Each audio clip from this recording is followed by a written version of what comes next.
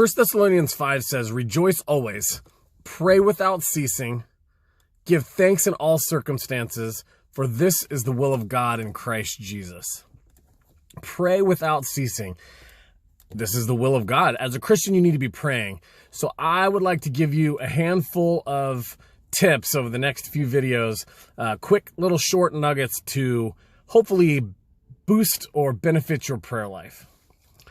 So have you ever found yourself in a situation where something in life is either going tremendously wrong or tremendously right? We all have these days, weeks, months, or years where something is hard. Maybe it's a death in the family. Maybe it's an accident. Maybe it's a financial problem. Maybe it's a financial gain.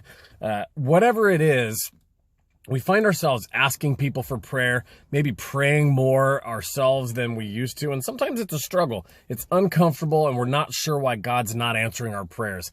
And a lot of times we have the tendency to blame God for that. I'd like to offer you a quick suggestion on one way that you can boost and benefit your prayer life in the future. And here it is. It's called muscle memory.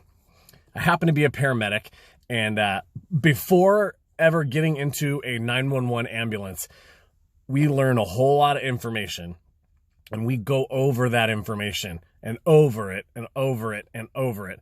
All the medications that we are allowed to administer and give, we have literally word for word memorized. All the policies and protocols for the county that we operate in are word for word. We can rattle off the sheet to you.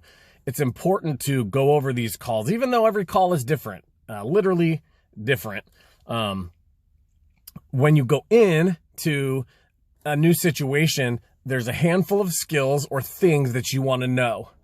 Well, to prepare yourself for those situations that are extremely highly tense and highly emotional for some people, you need to be calm and you need to be collected and get the job done because there's people counting on you.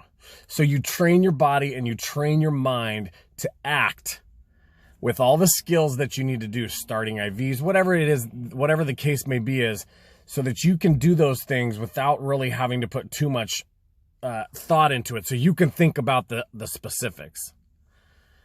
Prayer can be the same way. If the only time you find yourself praying is in an emergency, you might not be very good at it.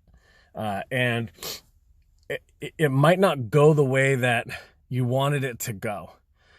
So I want to challenge you to start training your body and training your mind to pray better. And you do that by praying all the time. Pray without ceasing, like 1 Thessalonians tells us, which means when you wake up, pray. When you eat, pray. Pick times out and segregate those times where it's just you and God, even if it's only 30 seconds or a minute, and pray. That way, if you practice doing that during the times that aren't an emergency or an incredible joy, when those emergencies come, and they're going to come, you are going to have trouble, your body will know what to do. Your mind will know how to slip into the comfortable place of your Father's arms and talking with Him.